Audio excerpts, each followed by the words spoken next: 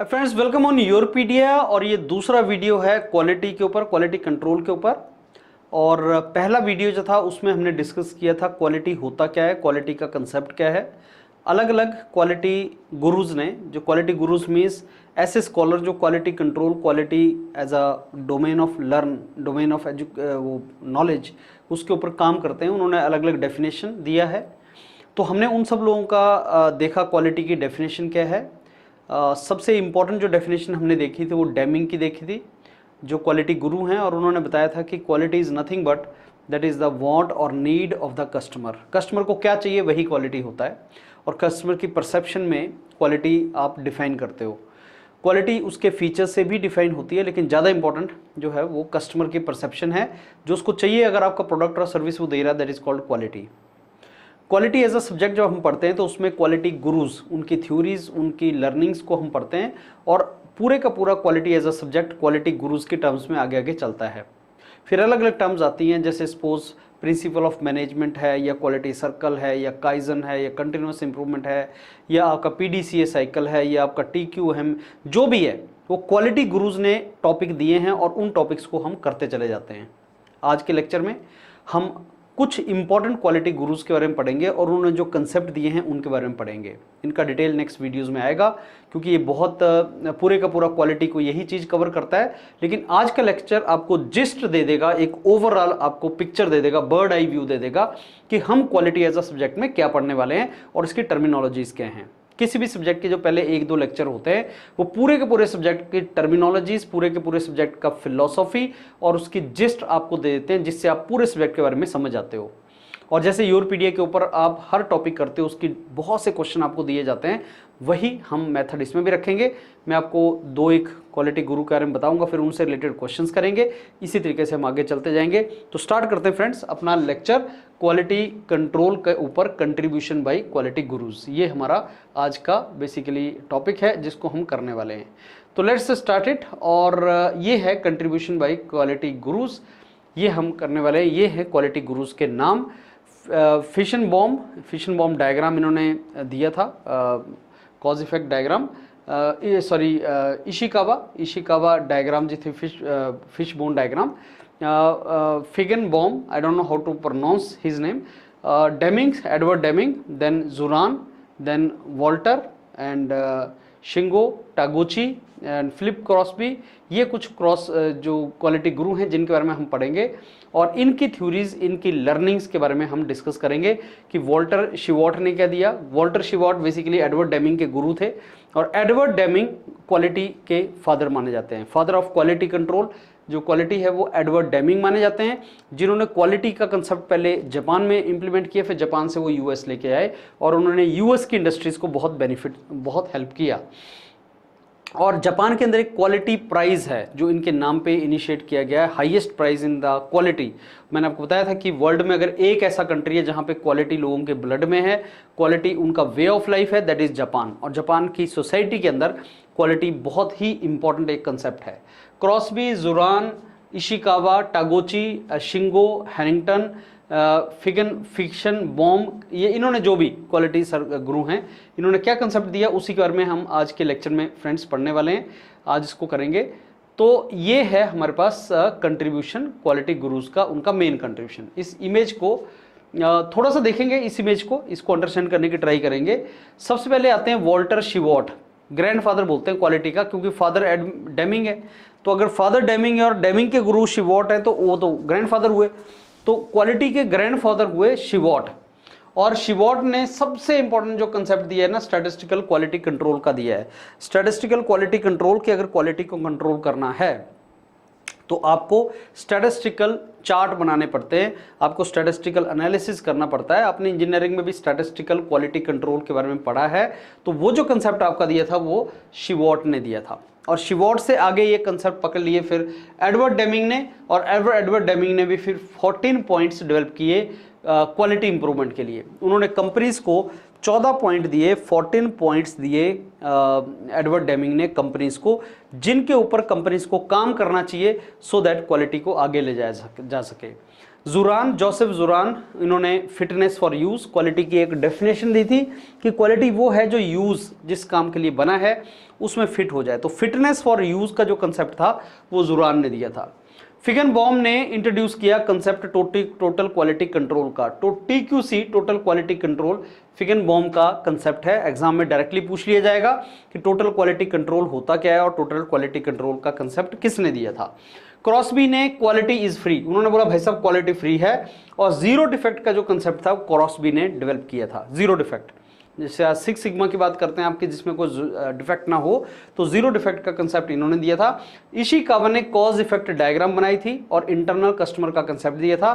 टागोची ने product design quality और टागोची method, टागोची loss function और एक डिजाइन ऑफ एक्सपेरिमेंट। अगर आप एक्सपेरिमेंट्स करते हो अपने बीटेक एमटेक के अंदर, तो डिजाइन ऑफ एक्सपेरिमेंट एक टागोची का कंसेप्ट था। ऑर्थोगोनल एरे का वो टागोची ने दिया था।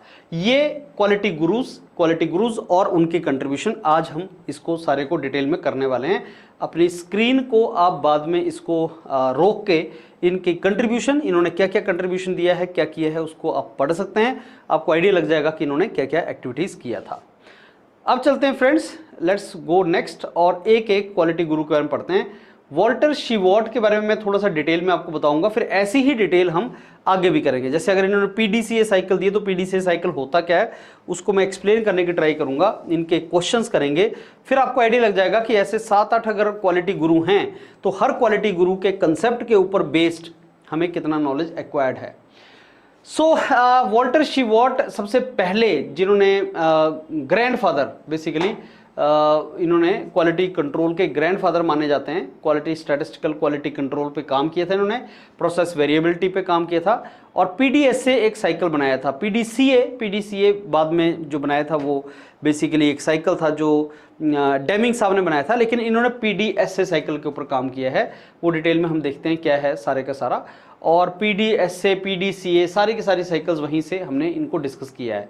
Statistical quality control, statistical quality charts, इनके ऊपर काम किया है वॉल्टर ने, और इन्होंने जॉब अपना स्टार्ट किया as Bell telephone engineer, electric and Bell telephone engineer, Western Electrical and Bell में, और स्टैटिस्टिकल क्वालिटी कंट्रोल के फादर माने जाते हैं। X बार, R चार्ट आपने सुने होंगे सारे के सारे, इन्होंने ये सारे के सारा डेवलप किया था। तो स्टैटिस्टिकल क्वालिटी कंट्रोल के साथ अगर किसी क्वालिटी गुरु का नाम एसोसिएटेड है तो वो वॉल्टर शिवॉट हैं। तो क्वालिटी कंट्रोल के जो फादर माने जाते हैं सारे के सारे क्वालिटी कंट्रोल चार्ट्स के, सारा ये जो कंसेप्ट है, father of statistical quality control, और क्वालिटी कंट्रोल के ग्रैंडफादर। तो फादर कौन है? डेमिंग को वो स्टेटस मिला हुआ है, और डेमिंग ने इन्हीं के काम को आगे लेके गए थे। अब मैं आपको बताता हूँ कि जब आपने किसी क्वालिटी गुरु के बारे में पढ़ा और उसमें कोई कंसेप्ट आपको निकला कि साहब ये कंसेप्ट है, तो जैसे PDCA साइकिल, ये बहुत इंपॉर्टेंट साइकिल है। इसमें कई बार एग्जाम में पूछ लिया जाता है कि ये बताओ, इसमें सबसे इंपॉर्टेंट क्वेश्चन जो मेरे को समझ आता है वो ये बताओ कि जो स्टैंडर्डाइजेशन ऑफ द प्रोसीजर है, हमने कोई प्रोसीजर को स्टैंडर्डाइज कर दिया, जिसको आप बोलते हैं स्टैंडर्ड ऑपरेटिंग प्रोसीजर, स्टैंडर्डाइज कर दिया कि कोई काम करने का बेस्ट तरीका आपको पता लग गया, फिर उसको हम SOP बोलते हैं, standard operating procedure. Standard procedure क्या है किसी भी काम करने का, ये आप विद प्रैक्टिस ऑफ टाइम आपको पता लगता है कि बेस्ट तरीका काम करने का ये है। फिर जो स्टैंडर्ड तरीका है बेस्ट काम करने का, स्टैंडर्ड ऑपरेटिंग प्रोसीजर, उसको जो स्टैंडर्डाइज करते हैं वो P है, D है, C है कि A है। नाम से सुनो, PDCA का फुल फॉर्म क्या है? तो plan, do, check, act, analyse नहीं, एक्ट। तो A क्या है? एक्ट है। अब ये बताओ कि इसमें PDCA में स्टैंडर्डाइजेशन कहां पे होता है, किस चीज से स्टैंडर्डाइजेशन रिलेशन है? तो अब मैं समझाता हूं तुम्हें PDCA साइकिल होता क्या है। P, सबसे पहले आप प्लान करते हो, आप प्रॉब्लम को डिफाइन करते हो, इंफॉर्मेशन गैदर करते हो, एक हाइपोथेसिस बनाते हो, फिर आप ये डिसाइड करते हो कि करना कहाँ है। ये PDCA साइकिल जो है ये इंप्रूवमेंट, कंटिन्यूअस इंप्रूवमेंट का साइकिल है। हमें हर फील्ड में कंटिन्यूअस इंप्रूवमेंट करते रहना चाहिए। जैसे मैं आज आपको लेक्चर ले रहा हूं, तो अगले लेक्चर में मेरे को ये सोच के आना चाहिए कि मैं अपने लेक्चर को और अच्छा कैसे बना सकता हूं, मेरा नेक्स्ट लेक्चर इस वाले लेक्चर से अच्छा कैसे होगा। क्या मैं ज़्यादा इमेजेस लगाऊंगा, या मैं ज़्यादा क्वेश्चंस लगाऊंगा, या मैं अपना कम्युनिकेशन जो है वो हिंदी में करूंगा कि इंग्लिश में करूंगा, कितना बोलूंगा, मैं बेकार टाइम वेस्ट तो नहीं करूंगा स्टूडेंट्स का अपनी एडवर्टाइजमेंट करके, या मेरे को टू द पॉइंट पढ़ाना है, मेरे को आधे घंटे में सारा कंटेंट दे देना है, मेरे को अच्छे तरीके से स्टूडेंट्स का टाइम वेस्ट नहीं करना, जो भी है। इसको कंटिन्यूअस इंप्रूवमेंट बोलते हैं। तो पीडीसीए साइकिल कंटिन्यूअस इंप्रूवमेंट है। तो पी मतलब प्लान, प्लान मतलब स्टार्ट थिंकिंग कि कहां पे स्कोप है इंप्रूवमेंट का। इंप्रूवमेंट का स्कोप तो हर जगह होता है, तो तुम आइडेंटिफाई करो सबसे पहले कि स्कोप ऑफ इंप्रूवमेंट है कहां पे तुम इंप्रूव करना चाहते हो। यह है प्लानिंग।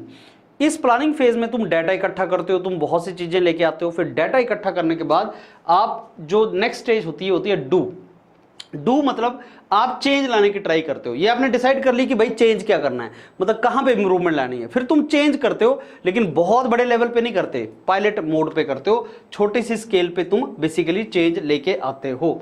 चेंज लेके आते हो मतलब कि आप स्मॉल चेंजेस इंट्रोड्यूस करते हो, पायलट मोड पे चेंजेस इंट्रोड्यूस करते हो। तो डू का मतलब होता है कि करो लेकिन स्मॉल स्केल पे करो। फिर चेक का मतलब कि जो तुम चेंज लेके आए उसका रिजल्ट देखो, एनालाइज करो कि क्या उससे पॉजिटिव रिजल्ट आया। अगर ऐसा आया तो एक्ट मतलब इंप्लीमेंट कर दो, इंप्लीमेंट कर दो लार्ज स्केल पे। अब उसको स्टैंडर्ड ऑपरेटिंग प्रोसीजर बना दो। तो स्टैंडर्ड ऑपरेटिंग प्रोसीजर जो तुम बनाते हो वो एक्ट में बनाते हो। तो पीडीसीए साइकिल का मतलब क्या है, पीडीसीए साइकिल में पी क्या होता है कि पहले आइडेंटिफाई करो स्कोप ऑफ इंप्रूवमेंट कहां है, प्लानिंग करो। फिर डू मतलब छोटे स्केल पे पायलट मोड पे चेंज लेके आओ। फिर चेक मतलब देखो उसका रिजल्ट आया, पॉजिटिव आया कि नहीं आया। फिर एक्ट मतलब अब उसको स्टैंडर्ड ऑपरेटिंग प्रोसीजर बना दो और उसको ओवरऑल पूरे में सर्कुलेट कर दो। तो ये पीडीसीए साइकिल है और ये कंटिन्यूअस इंप्रूवमेंट के लिए एक बहुत इंपॉर्टेंट साइकिल है। तो PDCA cycle continuous improvement model है जो शिवॉर्ड साहब ने दिया था 1930 में। ये आइटरेटिव है कि मतलब आप करते हो, फिर उसका रिजल्ट देखते हो, फिर दोबारा करते हो, फिर दोबारा रिजल्ट देखते हो। तो ये 4 स्टेज प्रोसेस है, आइटरेटिव प्रोसेस। और पर्पस इसका यह है कि प्रोडक्ट, सर्विस या प्रोसेस को इंप्रूव करना। प्रोडक्ट को इंप्रूव करना जो तुमने बनाया है, सर्विस को इंप्रूव करना, प्रोसेस को इंप्रूवमेंट करना। तो ऐसे हमें उन चीज़ों को इंप्रूव करना, ये इसका मेन ऑब्जेक्टिव है। तो प्लान, डू, चेक, एक्ट एक आइटरेटिव प्रोसेस है। प्लान में आप एक अपॉर्चुनिटी देखते हो और ये देखते हो कि आपको चेंज कहाँ लाना है, ऑब्जेक्टिव अपना सेट करते हो और सक्सेस मैट्रिक्स बनाते हो, स्टेप्स आइडेंटिफाई करते हो कि जो आपको चेंजेस इंप्लीमेंट करने हैं उसमें कौन कौन से स्टेप्स चाहिए, वो आप आउटलाइन करते हो और उसके लिए आप सारे का सारा प्लानिंग करते हो। ये है प्लान स्टेज। फिर दूसरी स्टेज आती है डू। सेकंड स्टेज आती है डू। प्लान फिर डू। डू मतलब चेंज करो लेकिन पायलट मोड में करो, स्मॉल स्केल में करो। आपको चेंज लानी है कंट्रोल्ड एनवायरनमेंट में, आपको स्लो लेवल पे, छोटे लेवल पे चेंज लानी है और आपको सारे का सारा डॉक्यूमेंट करना है। जो आप चेंजेस ला रहे हो, छोटे लेवल पे चेंजेस ला रहे हो, तो आपको डॉक्यूमेंट करते रहना है कैसे आप चेंजेस ला रहे हो, डाटा कलेक्ट करना है। जितना भी तुम चेंजेस ऑब्जर्व कर रहे हो, डाटा कलेक्ट कर रहे हो, वो अगली स्टेज चेक वाली स्टेज पे तुम चेक करने वाले हो।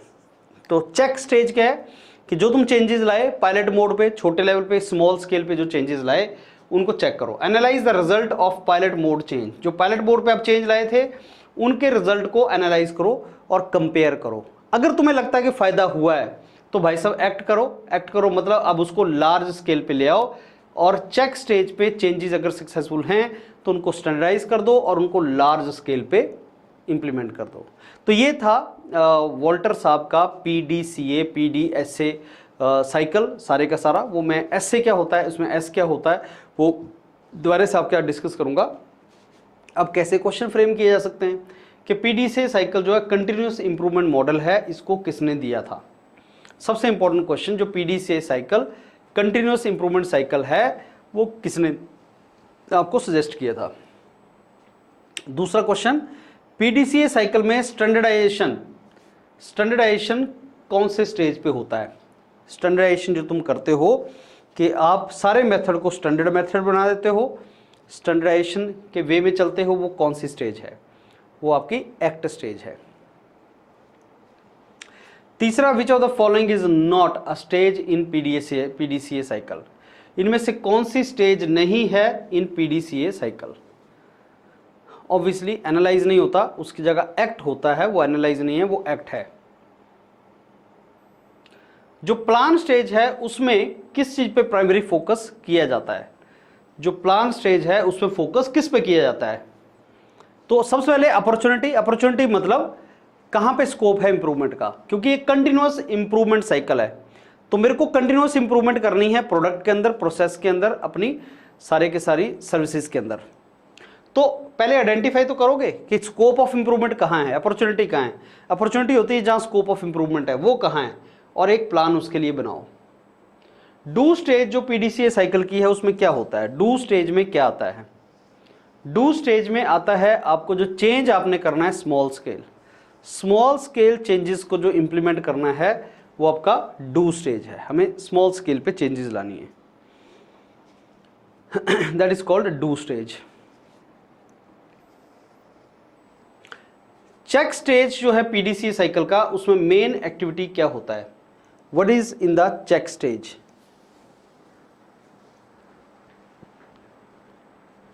चेक में आप ये चेक करते हो कि इंप्रूवमेंट आया कि नहीं आया, इज देयर एनी इंप्रूवमेंट और नॉट। तो आप कलेक्ट करते हो डाटा को। कौन सा डाटा? जो चेंज लाने के बाद आपका डाटा आया।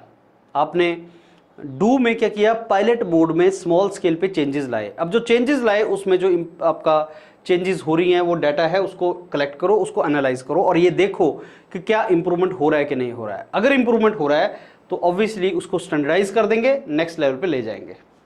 अगर चेक स्टेज या एनालाइजिंग स्टेज ये रिवील करती है कि चेंजेस का बेनिफिट हो रहा है, चेंजेस सक्सेसफुल हैं, तो नेक्स्ट स्टेप जो है पीडीसीए साइकिल का वो होता है उसको स्टैंडर्डाइज कर दो। और स्टैंडर्डाइजेशन जो है ये लार्ज स्केल इंप्लीमेंटेशन जो है दैट इज कॉल्ड एक्ट। तो स्टैंडर्डाइजेशन और large scale implementation is called act. PDCA cycle को कंटिन्यूअस इंप्रूवमेंट मॉडल क्यों बोला जाता है? Why PDCA cycle is called continuous improvement model? क्योंकि ये रिपीट करती है सेम स्टेप्स को मल्टीपल टाइम्स। साइकिल क्यों बोलते हैं? जो भी चीज साइकिल है वो रेपिटेटिव है। आप जानते हैं ना साइकिल का मतलब क्या होता है? Cycle means which is repeating, iterative है, रिपीट कर रही है, बार बार हो रही है। तो आप एक चेंजेस को सजेस्ट करते हो, फिर उसका इंपैक्ट देखते हो, फिर दोबारा चेंजेस करते हो। कंटिन्यूअस इंप्रूवमेंट, इंप्रूवमेंट खत्म नहीं होनी चाहिए। कभी भी अगर आप बोल रहे हो कि नहीं साहब अब हम बेस्ट हैं, अब कोई स्कोप ऑफ इंप्रूवमेंट नहीं है, ऐसा कभी नहीं होता।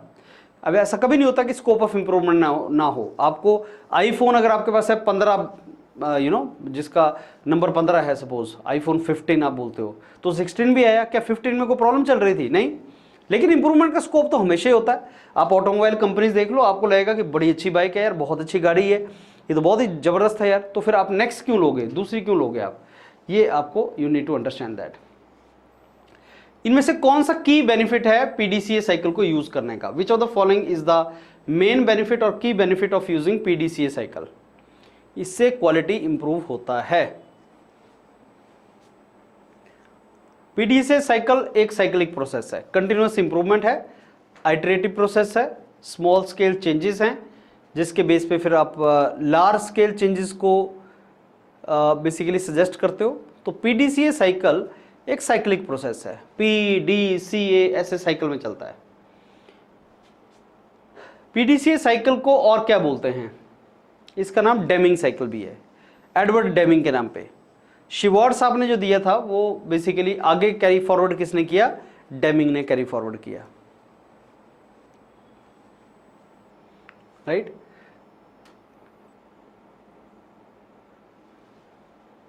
वॉल्टर शिवार्ट ने डेवलप किया, इंप्लीमेंट बहुत ज़्यादा इसको जो अच्छे तरीके से यूज़ किया है वो डेमिंग साहब ने किया है।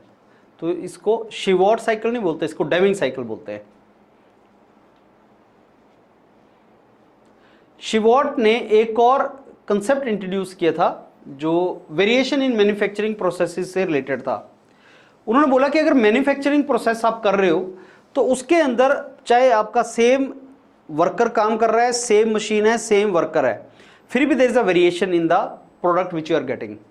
अगर आप कोई प्रोडक्ट बना रहे हो मैन्युफैक्चरिंग साइकिल में, सेम ऑपरेटर है, सेम मशीन है, सेम पैरामीटर है, तब भी कोई प्रोडक्ट आपका सही है, कोई प्रोडक्ट डिफेक्टिव भी निकल जाता है। ये प्रोसेस वेरिएशन की वजह से होता है। वेरिएशंस होती हैं अलग अलग वेरिएशन, जो स्टैटिस्टिकल क्वालिटी कंट्रोल में आप चेक करते हो। तो स्टैटिस्टिकल प्रोसेस कंट्रोल जो है, statistical process control, statistical quality control, इसके ऊपर बहुत ज़्यादा काम किया है शिवार्ट ने। इनको ग्रैंडफादर बोलते हैं क्वालिटी कंट्रोल का, और स्टैटिस्टिकल प्रोसेस कंट्रोल का इनको फादर बोलते हैं। तो डाटा और स्टैटिस्टिकल एनालिसिस का क्या इंपॉर्टेंस है to understand and control variation? ये शिवॉट का वर्क इसके ऊपर फोकस करता है। तो शिवॉट का जितना भी सारा वर्क है, शिवॉट का वर्क वो एम्फेसिस करता है on the importance of using data and statistical analysis and to understand the control variations. तो ये सारे का सारा काम है शिवॉट का, importance of using data and statistical analysis. Shewhart ने डिस्टिंग्विश किया दो टाइप की वेरिएशन में इन अ प्रोसेस, और ये दो टाइप की वेरिएशंस कौन सी थी? Common cause and special cause variation. बस इतना ऐसा याद रख लेना, डिटेल में जाने की जरूरत नहीं है। ये बहुत इंपॉर्टेंट है कि आप कितना पढ़ो और कितना ना पढ़ो। शिवॉट के ऊपर ही अगर पढ़ने लगे तो 5-6 लेक्चर लिए जा सकते हैं, पर रिक्वायरमेंट नहीं है। तो बस इतना सा, common cause and special cause variation. तो टाइप ऑफ वेरिएशन, किसी प्रोसेस में कितने टाइप की वेरिएशन होती है, उसके ऊपर जो काम किया था वो शिवॉट साहब ने किया था। अच्छा, कॉमन कॉज वेरिएशन क्या होता है? Common cause variation natural variation जो प्रोसेस के अंदर इनहेरेंट होते हैं। स्पेशल कॉज जो पर्टिकुलर कोई रीजन होता है। भाई वेरिएशन के कई कारण हो सकते हैं, जैसे आपने कोई चीज बनाई और आप बोलोगे ये जो बनी है ये अलग कैसे बन गई, क्या रीजन है इसके अलग बनने का? शायद जिस दिन ये अलग बनी उस दिन कोई पर्टिकुलर पैरामीटर चेंज हो गया था, जैसे लाइट चली गई, वोल्टेज में फ्लक्चुएशन आ गई, तो वोल्टेज में फ्लक्चुएशन आने के बाद एरर आ गया, जो भी है स्पेशल कॉज। कॉमन कॉज भी होता है, स्पेशल कॉज भी होता है। कॉमन कॉज मतलब नेचुरल है, वेरिएशन तो नेचर का रूल है, वेरिएशन नेचर का रूल है। सेम आदमी सेम चीज करेगा तो सेम परफॉर्मेंस नहीं आएगी, वो वेरिएशन है, नेचुरल रूल है।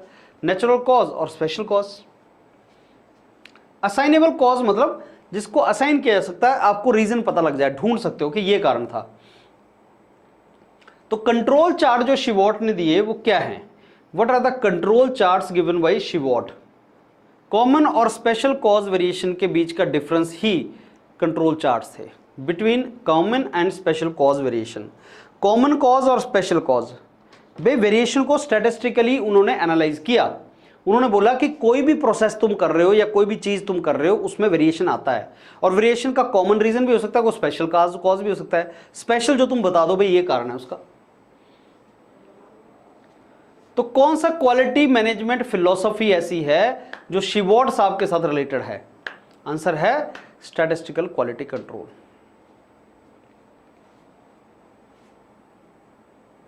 तो शिवॉट ने जो काम किया, ये तो ग्रैंडफादर थे, फादर कौन थे फिर? इनके बाद काम धाम किसने पकड़ा, जिनको फादर ऑफ क्वालिटी कंट्रोल बोलते हैं? Edward Deming. तो जो भी शिवॉट साहब का काम था उसको पकड़ के एडवर्ड डेमिंग आगे लेके गए और उन्होंने उस काम को आगे बढ़ाया। तो शिवॉट साहब के काम को ही डेमिंग ने आगे की तरफ लेके गए।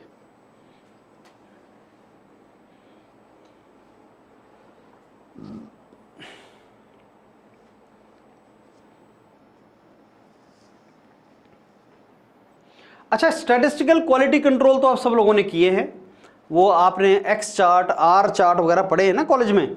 तो उसमें क्या होता है कि आप एक अपर लिमिट, एक लोअर लिमिट ड्रॉ करते हो, एक मीन ड्रॉ करते हो, एक हॉरिजॉन्टल लाइन अपर लिमिट, एक लोअर लिमिट, और जितनी भी वेरिएशन है उसके अंदर प्लॉट करते हो। अगर वो लिमिट क्रॉस कर जाए तो पीस मतलब डिफेक्टेड है, जिसको कंट्रोल लिमिट बोलते हैं। Upper control limit, lower control limit, और बीच में मीन आपकी लाइन आती है।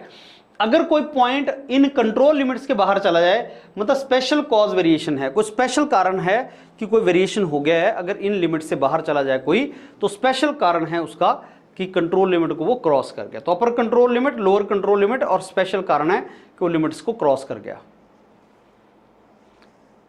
अब भाई साहब एक एक क्वालिटी गुरु को पकड़ के हम लोग डिस्कस करते हैं कि इसका मीनिंग क्या है। एक एक क्वालिटी गुरु को डिस्कस करते हैं। एडवर्ड डेमिंग, एडवर्ड डेमिंग बहुत रिसेंट तक रहे हैं, 1993 तक। ग्रेटेस्ट इन्फ्लुएंस था इनका क्वालिटी कंट्रोल पे। तो फादर ऑफ क्वालिटी कंट्रोल किसको बोलते हैं? एडवर्ड डेमिंग को। वर्ल्ड वॉर 2 के बाद जापान में क्वालिटी कंसेप्ट इंट्रोड्यूस करने वाले ये फादर ऑफ क्वालिटी कंट्रोल थे। इन्होंने स्टैटिस्टिकल क्वालिटी कंट्रोल को इंप्लीमेंट किया जापान में। स्टैटिस्टिकल क्वालिटी कंट्रोल जनरेट किसने किया?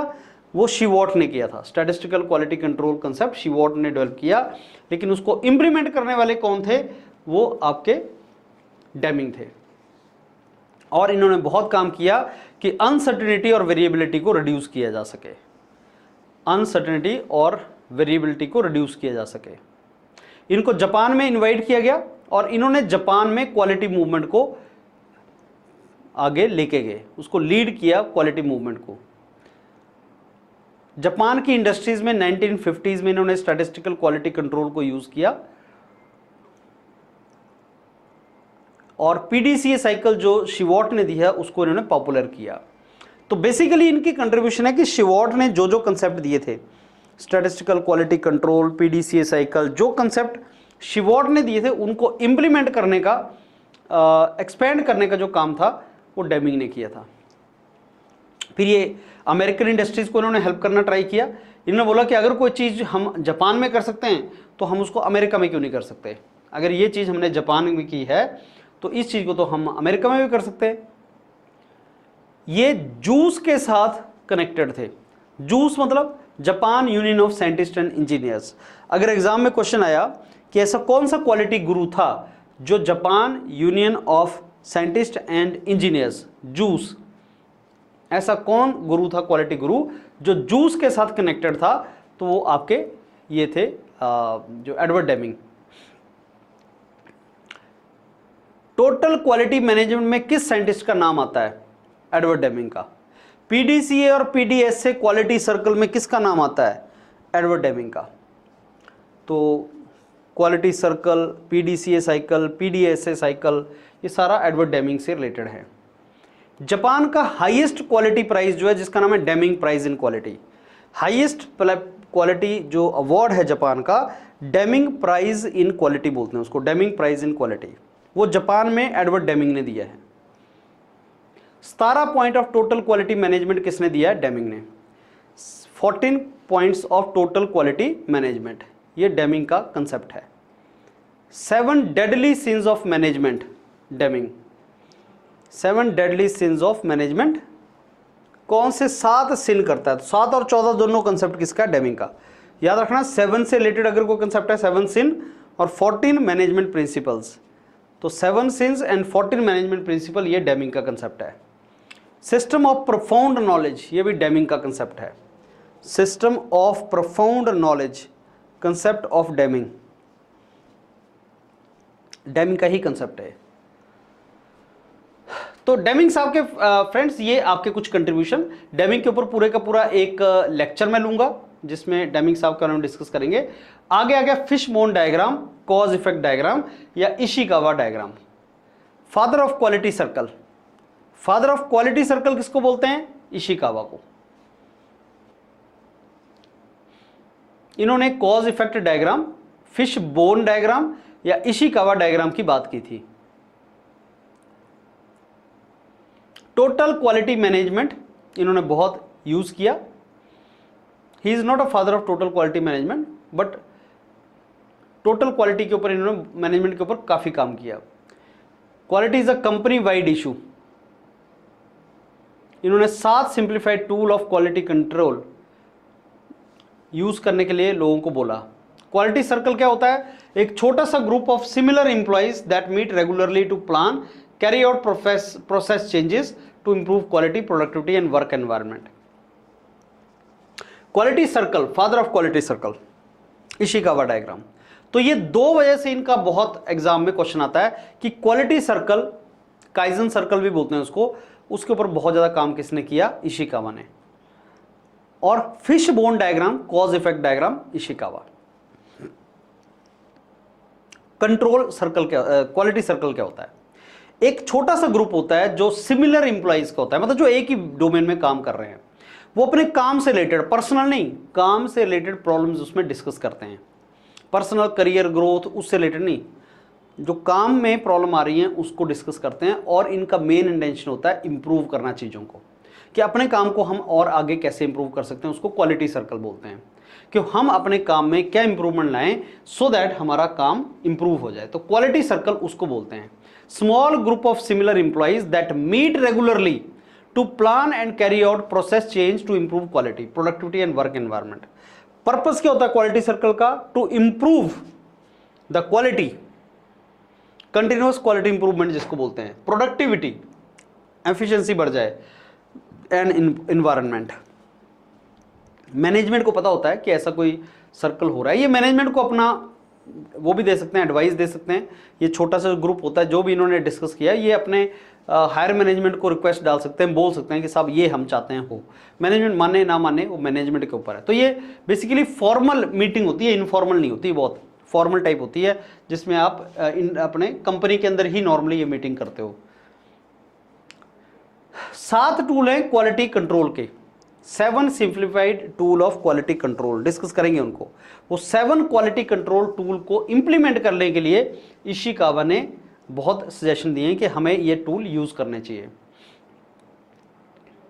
Fish bone diagram cause effect diagram है कि अगर हमें कोई भी चीज की प्रॉब्लम बेसिकली ढूंढनी है तो हमें उसके रूट कॉज तक जाना चाहिए। इफेक्ट तभी आपको पता लगेगा if you reach the root cause. तो जो फिश है उसकी जो बोन्स होती हैं, शायद मछली वछली खाते होंगे इशिकावा साहब, तो जो बेसिकली उसकी फिश के बोन्स हैं, रिब्स हैं, वो हर रिब आपको एक कॉज की तरफ लेके जाता है। तो जो फिश का हेड है वो इफेक्ट है, उसका आउटकम, और जो बोन्स हैं उसकी रिब्स हैं, जो उसके पीछे वाला पार्ट है फिश का बॉडी का, वो बेसिकली कॉज है, रूट कॉज। इसको पढ़ेंगे हम पूरे का पूरा फिश बोन डायग्राम को। क्वेश्चन लगा लेते हैं डेमिंग साहब के ऊपर और इशिकावा के ऊपर। डेमिंग मोस्ट फेमस किस चीज के लिए हैं? 14 point of management, 7 sin of management and 14 points of management. ये 14 पॉइंट पे फोकस रखना चाहिए और ये 7 गलतियां नहीं करनी चाहिए। These 7 sins we should not do and ये 14 पॉइंट्स ऑफ मैनेजमेंट फोकस करने चाहिए। डेमिंग ने किस चीज के ऊपर एम्फेसिस किया, किस चीज की इंपॉर्टेंस के ऊपर एम्फेसिस किया? कंटिन्यूअस इंप्रूवमेंट, कंटिन्यूअस इंप्रूवमेंट के ऊपर इन्होंने फोकस किया। There is a need of continuous improvement. Deming का प्रोफाउंड नॉलेज सिस्टम क्या इंक्लूड करता है? प्रोफाउंड नॉलेज सिस्टम कि सिस्टम जो है उसको अप्रिशिएट करो, नॉलेज वेरिएशन के बारे में नॉलेज होना चाहिए तुम्हें, थ्योरी ऑफ नॉलेज और साइकोलॉजी, मतलब प्रोफाउंड नॉलेज हो। अगर तुम्हें जितना चीज़ों का ज़्यादा नॉलेज होगा उतना तुम अच्छी चेंजेस ला सकते हो, उतना तुम इंप्रूवमेंट ला सकते हो सिस्टम के अंदर। प्रोफाउंड नॉलेज मतलब you should have knowledge about the things. और स्टैटिस्टिकल क्वालिटी कंट्रोल जो वॉल्टर साहब ने दिया था, बाद में इंप्लीमेंट डेमिंग ने किया, वो स्टैटिस्टिकल क्वालिटी कंट्रोल यही बोलता था कि तुम्हें वेरिएबिलिटी का, वेरिएशन का पता होना चाहिए, जो बेसिकली नेचुरल वेरिएशन हो या स्पेशल वेरिएशन हो, उनका सबका नॉलेज होगा, प्रोफाउंड नॉलेज होगा, तभी तुम पॉजिटिव चेंज ला सकते हो। तो डेमिंग ने वो काम किया था। डेमिंग ये बोलते थे कि भाई मोस्ट ऑफ द प्रॉब्लम जो है मैनेजमेंट की वजह से होती हैं। अगर मैनेजमेंट ये 7 सिन ना करे, ये 7 गलतियां ना करे और ये 14 पॉजिटिव चीजें करे, 14 पॉइंट फॉलो करे, तो प्रॉब्लम नहीं होगा। तो डेमिंग ने किस चीज को एडवोकेट किया? डेमिंग ने ये एडवोकेट किया कि क्वालिटी जो है वो प्रोडक्ट के अंदर लाई जानी चाहिए फ्रॉम द स्टार्ट। क्वालिटी को प्रोडक्ट के अंदर लाना है फ्रॉम द वेरी बिगिनिंग। शुरू से ही क्वालिटी को प्रोडक्ट के अंदर हमें लगाना है। इशिकावा किस चीज के लिए फेमस हैं? फिश बोन डायग्राम, जिसको इशिकावा डायग्राम या कॉज इफेक्ट डायग्राम भी बोलते हैं। आगे आप पढ़ोगे इनके बारे में। तो cause effect diagram, Ishikawa diagram, fish bone diagram के लिए इशिकावा साहब फेमस हैं। फिश बोन डायग्राम को यूज क्यों करते हैं? मैंने आपको बताया कि फिश का जो हेड है वो इफेक्ट है और जो उसकी रिब्स हैं वो उसका रूट कॉज है। तो किसी भी प्रॉब्लम को सॉल्व करने के लिए आपको उस प्रॉब्लम के रूट तक पहुंचना पड़ता है, उसके बेस तक पहुंचना पड़ता है, तभी वो तुम्हें प्रॉब्लम समझ आती है। तो रूट कॉज बेसिकली ये है, identify the root cause of problem. Ishikawa ने एम्फेसिस किया इंपॉर्टेंस ऑफ व्हाट? इशिकावा ने बोला कि इंप्लॉइज को इन्वॉल्व करो क्वालिटी इंप्रूवमेंट में। क्वालिटी सर्कल वही है।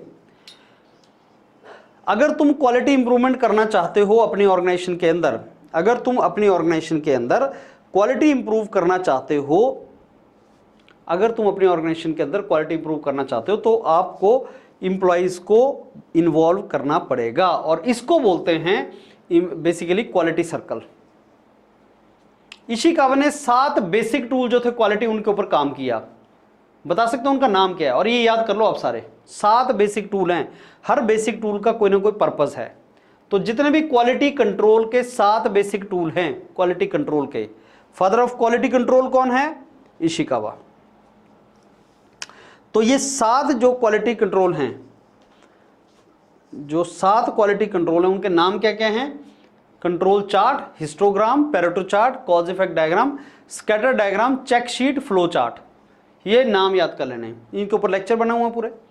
7 क्वालिटी कंट्रोल चार्ट्स के ऊपर लेक्चर है, उसको सुनना है पूरा। 7 क्वालिटी कंट्रोल चार्ट क्या है, पर दिया किसने ये, इनके ऊपर बात किसने किया? इशिकावा ने।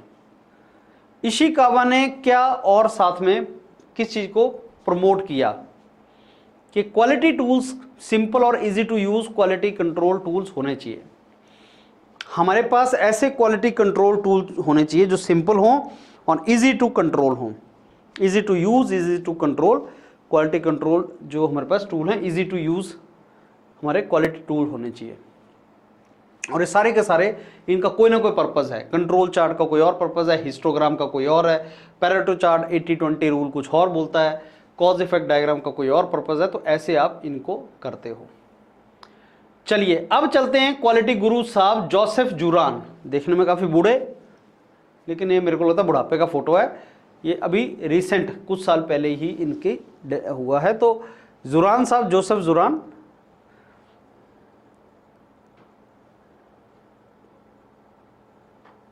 ध्यान से देखो 104 साल तक के थे ये। तो ये इनकी यंग एज की फोटो लगती है मेरे को, जब ये 80-90 साल के होंगे। 104 साल, if I am not wrong, 104 साल इनकी लाइफ थी। फिटनेस फॉर यूज, देखो याद कैसे रखना है। जुरान साहब खुद 104 साल के थे, फिट होंगे तभी रहे होंगे। 104 साल की जो एज थी वो काफी फिट होते होंगे, तभी 104 साल निकाल गए। तो fitness for use definition quality का किसने दिया था कि क्वालिटी है fitness for use. Quality trilogy का कंसेप्ट किसने दिया? जुरान साहब ने। Little Q big Q concept quality का किसने दिया? जुरान साहब ने। कॉस्ट ऑफ क्वालिटी कंसेप्ट किसने दिया? जुरान साहब ने।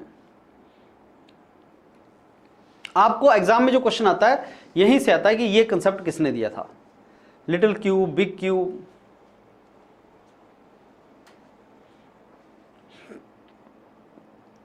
इन्होंने एक बहुत इंपॉर्टेंट कंसेप्ट दिया, कॉस्ट ऑफ क्वालिटी। इन्होंने बोला कि कॉस्ट ऑफ क्वालिटी होता क्या? बिल्कुल होता है, मैं आपको बताता हूं कैसे। अगर आप अपने प्रोडक्ट या सर्विस में क्वालिटी नहीं दोगे तो आपका कस्टमर लूज हो जाएगा, तो आपको इवेंचुअली लॉस ही होगा। अगर आप अपने प्रोडक्ट या सर्विस या प्रोसेस में आप क्वालिटी दोगे तो आपको बिजनेस आएगा, आपके पास कस्टमर आएगा, कस्टमर सेटिस्फाइड होगा तो आपका बिजनेस बढ़ेगा, आपकी ग्रोथ होगी, ऑर्गेनाइजेशन की ग्रोथ होगी। तो यही तो है, this is what the advantages. लेकिन अगर नहीं दे रहे हो, क्वालिटी नहीं दे रहे हो, शुरू में कस्टमर आ भी गया लेकिन क्वालिटी नहीं दे रहे हो, तो क्या तुम्हारी दुकान चल जाएगी? आपने रेस्टोरेंट खोल रखा है, आप खाना जो है आपने 1-2 दिन दिया, फिर उसके बाद अच्छा खाना नहीं दिया, तो क्या दुकान चल जाएगी? नहीं चलेगी। तो आपका बेसिकली कॉस्ट ऑफ क्वालिटी होती है कि क्वालिटी अगर तुम दोगे तो आपको बेनिफिट होगा। Quality planning road map,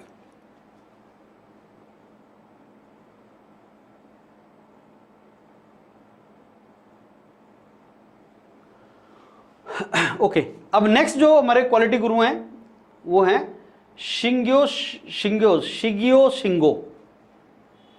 Toyota production system, पोकायोक, बहुत ही फेमस इनके 2 चीजें हैं। पोकायोक क्या होता है मैं समझाता हूं तुम्हें। पोकायोक होता है कि आपसे गलती ना हो, सिस्टम में फूल प्रूफ एरर क्रिएट कर देना, मतलब फूल प्रूफ कर देना एरर को लेके। ये मोबाइल है, इसके अंदर सॉकेट है, चार्जर। अब लाइट चली गई, मेरे को कुछ नहीं दिख रहा है, मेरे हाथ में चार्जर भी है, मोबाइल भी है, और मैं ट्राई कर रहा हूं कहां फिट होगा। जहां सॉकेट में फिट होना है इसको वहीं फिट होगा, गलती नहीं हो सकती। अच्छा, ये जो आप जहां चार्जर लगाते हो वहां गलती से भी तुम्हारी फिंगर अंदर ना चली जाए, तुम्हें करंट ना लग जाए, तो कोई ऐसा मैकेनिज्म बनाओ कि आपको करंट लगे ही ना, आपकी फिंगर एंटर करे ही ना, खुद ना एंटर करे। तो आप फूल प्रूफ सिस्टम बनाओ, उसको पोकायोक बोलते हैं। इन्होंने पोकायोक पे बहुत काम किया।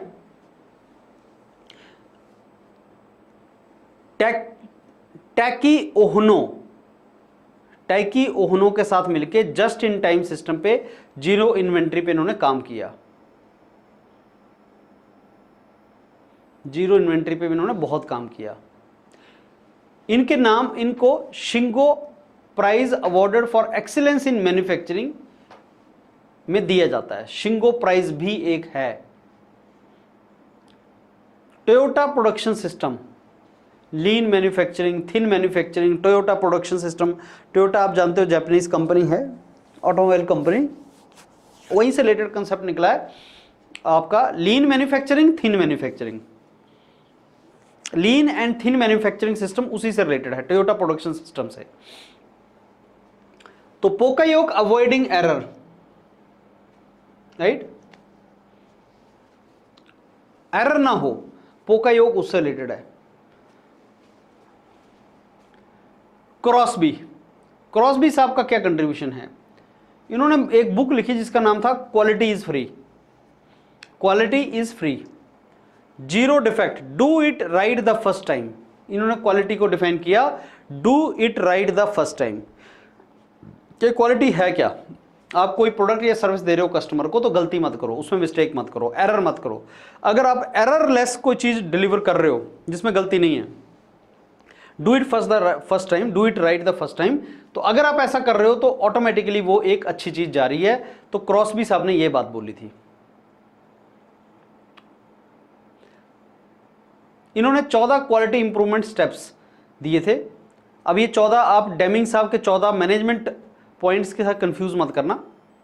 इन्होंने बोला था कॉस्ट ऑफ नॉन कन्फॉर्मेंस होता है, कॉस्ट ऑफ नॉन कन्फॉर्मेंस भी होता है कि अगर आप क्वालिटी ना दो तो उसके साथ भी नॉन कन्फॉर्मेंस के चलते क्वालिटी ना देने का कॉस्ट होता है, पेनल्टी होती है, पनिशमेंट होती है उसकी। इन्होंने 4 एब्सोल्यूट दिए थे क्वालिटी मैनेजमेंट के, 4 absolutes of quality management. He talked about 4 absolutes of quality management. अब हमने 3 क्वालिटी गुरुज की बात की, जुरान साहब की, शिंगो एंड क्रॉसबी। क्या क्वेश्चन पूछे जा सकते हैं इन पे? Juran is known for what? Quality trilogy, trilogy, ये क्या होता है क्वालिटी ट्रायोलॉजी? ये मैं डिस्कस करूंगा नेक्स्ट। योर पीडीएफ पे जो आपको कंटेंट मिलता है, जो आपको लेक्चर मिलता है, वीडियोस मिलता है, वो ग्रेजुअली आपको टॉपिक की डेप्थ में लेके जाता है। पहले आपको ओवरऑल हॉरिजॉन्टल मूवमेंट करते हैं हम, हॉरिजॉन्टली सब्जेक्ट्स का नॉलेज आपको समझ आ गया, उसके बाद डेप्थ में, वर्टिकल डेप्थ में जाते हैं as per the requirement of exam. So quality trilogy Juran साहब का कंसेप्ट है। क्वालिटी ट्रायोलॉजी में आता क्या है? इसमें 3 टर्म्स याद रख लेना, quality planning, quality control, quality improvement. Quality planning, quality control, quality improvement, ये है ट्रायोलॉजी। 3 चीज क्वालिटी से रिलेटेड ये है, quality planning, quality control, quality improvement. Juran ने किस चीज को एम्फेसाइज किया, किस चीज की इंपॉर्टेंस को एम्फेसाइज किया? जुरान ने एम्फेसाइज किया कॉस्ट ऑफ पुअर क्वालिटी। उन्होंने एम्फेसिस किया cost of poor quality.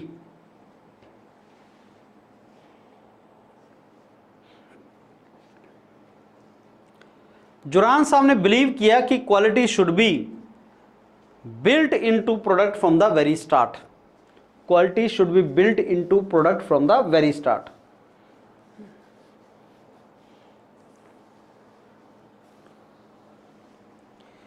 Juran's approach to quality management is often described as evolutionary, evolve करना,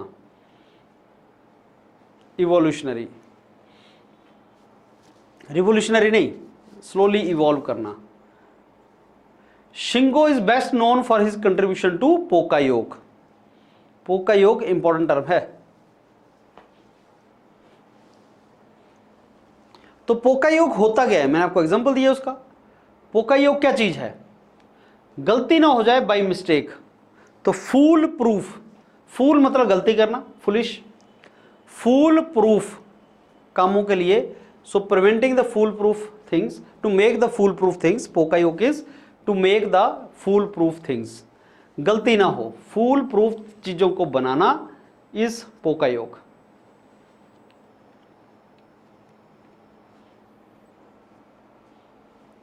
शिंगो ने किस चीज पे फोकस किया, एम्फेसिस किया? Emphasise the importance of zero defect. तो Shingo emphasise the importance of zero defects.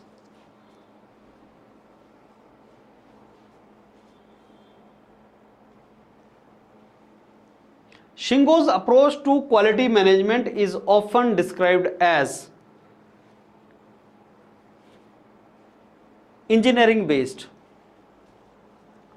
Basically इन्होंने वो देखा कि इंजीनियरिंग से हम किस चीज को इंप्रूव कैसे कर सकते हैं, किसी चीज को इंजीनियरिंग डाल के, उसके अंदर टेक्नोलॉजी डाल के, उसमें टेक्नोलॉजी एक्यूमेंट डाल के, टेक्नोलॉजी बेंट ऑफ माइंड डाल के, टेक्नोलॉजी का हेल्प लेके हम किसी चीज को कैसे इंप्रूव करें।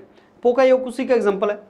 पोका योग है कि तुमसे गलती होगी नहीं, किसी को करंट ना लगे, इसके लिए इंजीनियरिंग क्या सोल्यूशन दे सकता है कि वो चीज इंजीनियरिंग में इंट्रोड्यूस कर दो कि किसी को शॉक ना लगे, इलेक्ट्रिक शॉक ना लगे, किसी को प्रॉब्लम ना हो।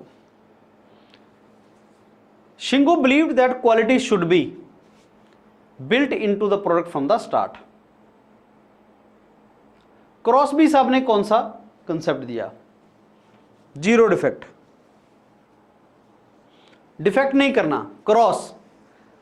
क्रॉस क्या होता है? ऐसे कट लगा दो। किस पे कट लगा दो कि नहीं डिफेक्ट नहीं चाहिए मेरे को, जीरो डिफेक्ट, 6 सिग्मा। तो क्रॉसबी साहब ने कंसेप्ट दिया जीरो डिफेक्ट का।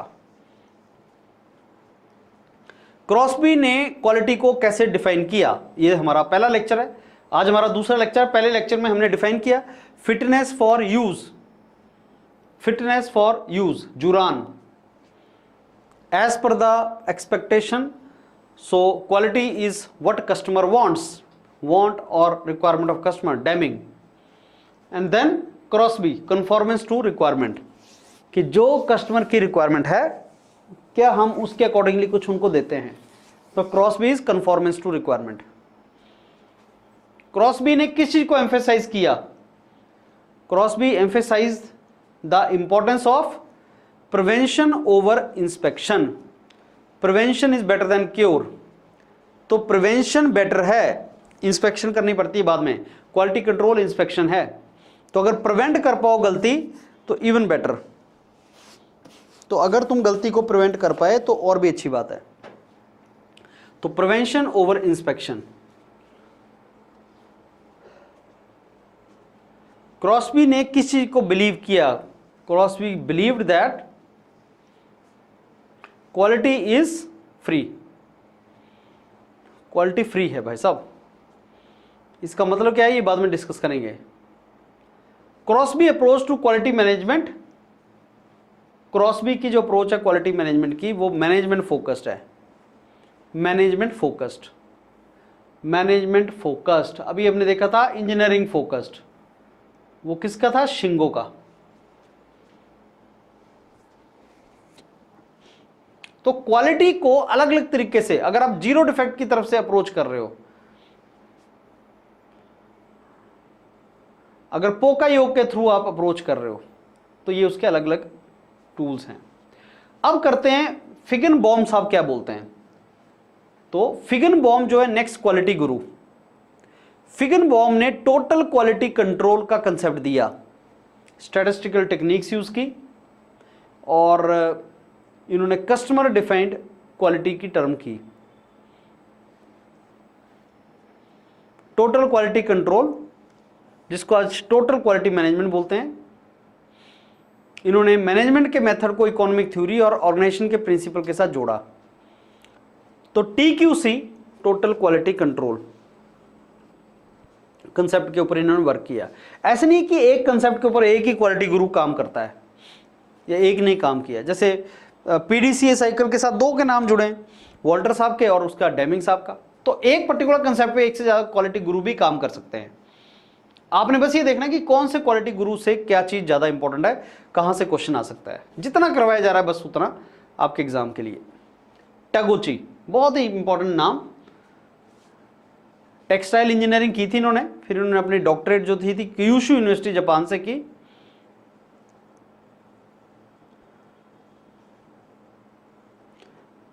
बेल लैब्स में कंसल्टेंट थे।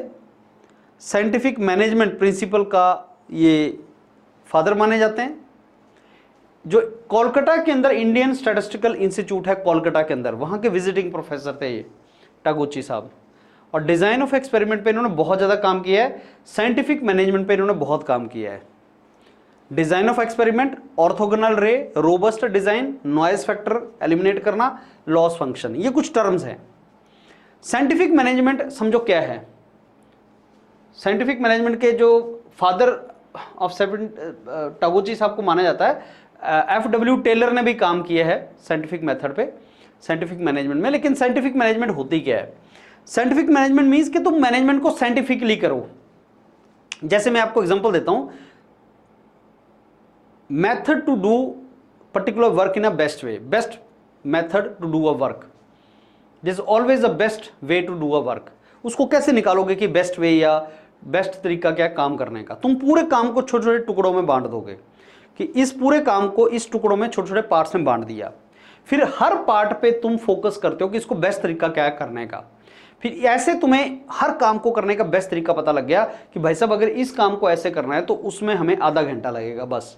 अब कोई इंडिविजुअल आया वो आधे घंटे से ज़्यादा टाइम लगा रहा है, 1 घंटा लगा रहा है, 2 घंटे लगा रहा है, तो वो बेस्ट तरीका नहीं है काम करने का। इसको साइंटिफिक मैनेजमेंट बोलते हैं कि तुम मैनेजमेंट को साइंटिफिकली कर रहे हो, एक साइंटिफिक तरीके से तुम मैनेजमेंट को अप्रोच कर रहे हो, तो that is called scientific management way to do the work. Indian statistical institute के visiting professor, design of experiment, इन्होंने एक कंसेप्ट दिया था, तो टागुची साहब।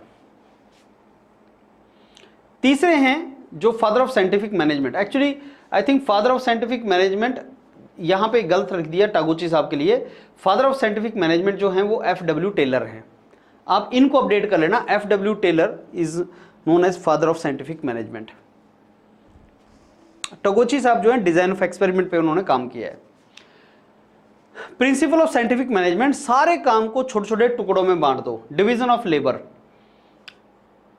इंडस्ट्री की एफिशिएंसी बढ़ाने के लिए इन्होंने piece rate incentive scheme, time और मोशन स्टडी के ऊपर काम किया। टाइम एंड मोशन स्टडी, आप मोशन जो ह्यूमन बीइंग काम कर रहा है उसको टाइम के हिसाब से कैलकुलेट करो कि इसको इतना टाइम लग रहा है इस काम को करने के लिए। इन्होंने क्या किया FW टेलर ने, इन्होंने ऑर्गेनाइजेशंस के अंदर जो लोग काम करते हैं उनके काम को ऑब्जर्व करना स्टार्ट किया कि ये बंदा ऐसे काम कर रहा है, ये इंडिविजुअल ऐसे काम कर रहा है, इसका एक स्टैंडर्ड या नॉर्मल टाइम इतना होना चाहिए साइंटिफिकली, अगर ये साइंटिफिक तरीके से कर रहा है तो ऐसे होना चाहिए। बेसिकली इन्होंने ह्यूमन एस्पेक्ट को निकाल दिया मैनेजमेंट में से या काम में से, इन्होंने उसको पूरे जैसे मशीन नहीं होती उस तरीके से काम को प्रोसेस करना स्टार्ट किया कि इंडिविजुअल अगर मशीन की तरह से काम कर रहा है तो ऐसे करेगा। चाइना में भी वो चीज़ यूज होती है। चाइना में अगर आप इंडस्ट्री में चले जाओ तो there is nothing like impersonal thing there.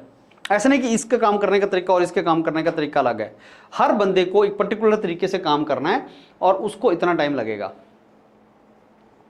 Divide entire work in small elements, this is called division of labour. Time and motion study, industrial efficiency उससे आती है। Father of scientific management, order and control, इस पे बहुत काम किया इन्होंने। Piece rate system, productivity बढ़ाने के लिए फैक्ट्री वर्कर्स की, तो इन्होंने इस सारी चीज के ऊपर बहुत ज्यादा काम किया।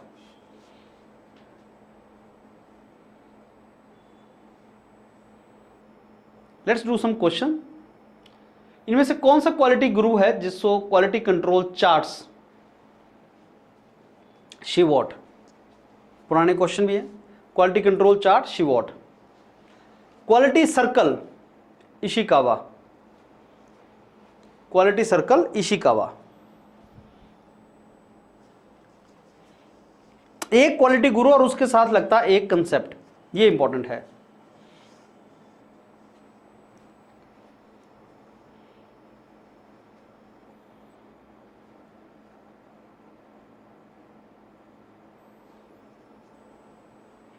आई थिंक ये क्वेश्चन गलत आ गया।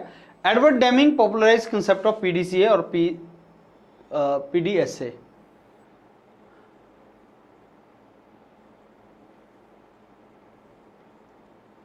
Total quality control, फिकेनबॉम।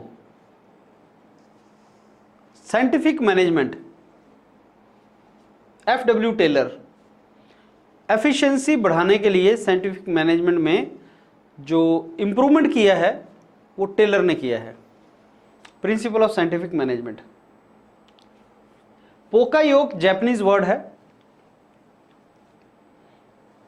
जिसका सिंपल मीन होता है अवॉइडिंग एरर, और शैगो शिंगो ने पोकायोग को प्रमोट किया। पोकायोग, फूल प्रूफ गलतियों को अवॉइड करना, फूल प्रूफ एरर्स को अवॉइड करना, पोकायोग। फूल प्रूफ एरर्स को अवॉइड करना, that is called poka yoke. Feigenbaum is best known for his concept of total quality control. Feigenbaum is known best for total quality control.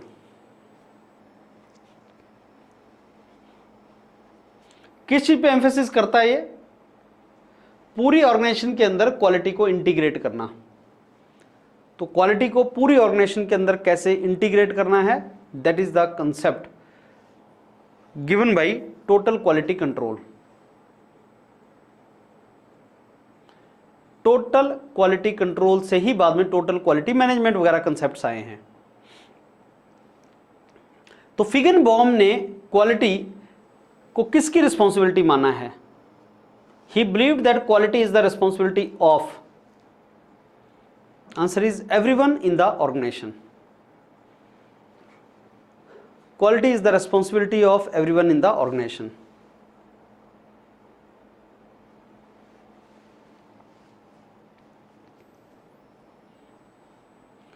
Feigenbaum's work stressed the importance. Okay, a key aspect of Feigenbaum's total quality control is customer focus.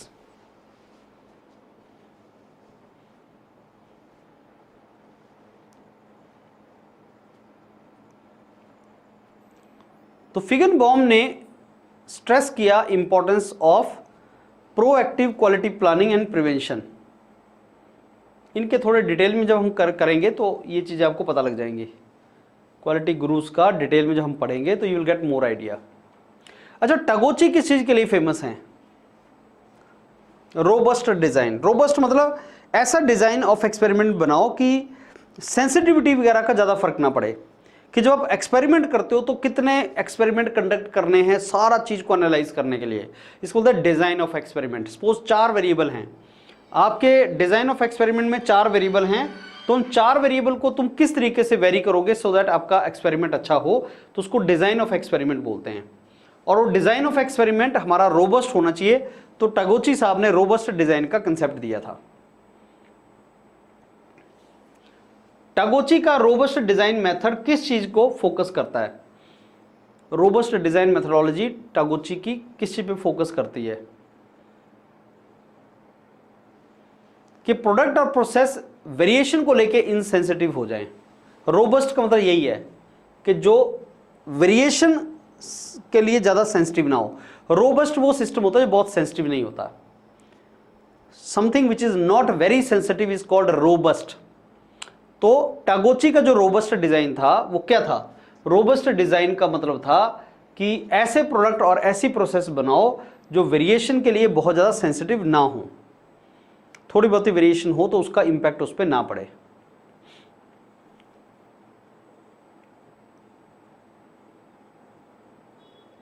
की concept in टगोचीज approach is, मैंने आपको जब टगोची के बारे में slides मैंने आपको image दिखाई, वहां पे मैंने आपको बताया था कि आप इन टर्म्स को याद कर लो।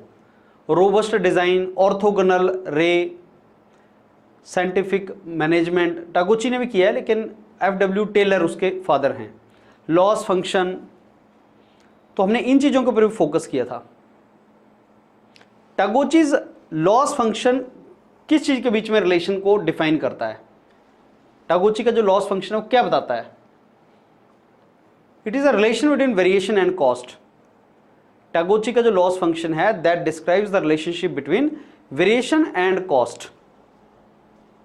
Variation and cost.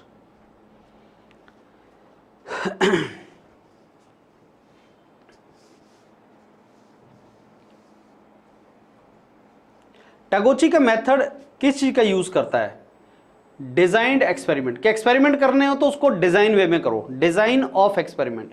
ऐसे नहीं कि कोई भी एक्सपेरिमेंट, कोई भी वेरिएबल चेंज करके एक्सपेरिमेंट करना स्टार्ट कर दोगे। एक डिजाइन बनाओ फिर एक्सपेरिमेंट करो। Taylor is considered the father of what? Scientific management. कि आपने मैनेजमेंट साइंटिफिकली करनी है। Taylor is known as father of scientific management. Core principle Taylor की साइंटिफिक मैनेजमेंट का क्या है? टेलर की साइंटिफिक मैनेजमेंट का कोर प्रिंसिपल है कि सारे काम को छोटे छोटे टुकड़ों में तोड़ दो और स्पेशलाइज्ड काम करना स्टार्ट कर दो। Divide entire work in very small parts break down work into small specialised task. Taylor की अप्रोच किस चीज पे फोकस करती है? टेलर की अप्रोच फोकस करती है maximising efficiency and productivity. Maximise करना एफिशिएंसी एंड प्रोडक्टिविटी को, मैक्सिमाइजिंग एफिशिएंसी एंड प्रोडक्टिविटी।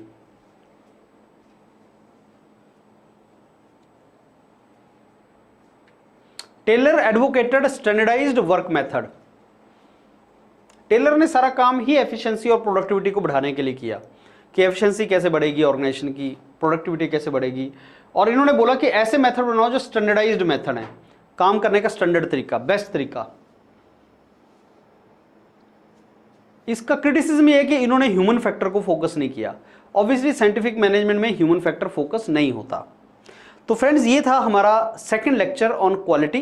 पहला लेक्चर में हमने क्वालिटी की डेफिनेशन, क्वालिटी गुरुज ने उसको कैसे डिफाइन किया उसके बारे में देखा, और कुछ और टर्मिनोलॉजीज डिस्कस की थी, quality control, assurance, quality management, total quality management, ऐसी टर्म्स पढ़ी थी। दूसरे लेक्चर में आज के हमने कुछ क्वालिटी गुरुज के बारे में और पढ़ा, कुछ टर्मिनोलॉजी और बढ़ी, और हॉरिजॉन्टल मूव करने के साथ साथ फिर हम वर्टिकल मूव करेंगे।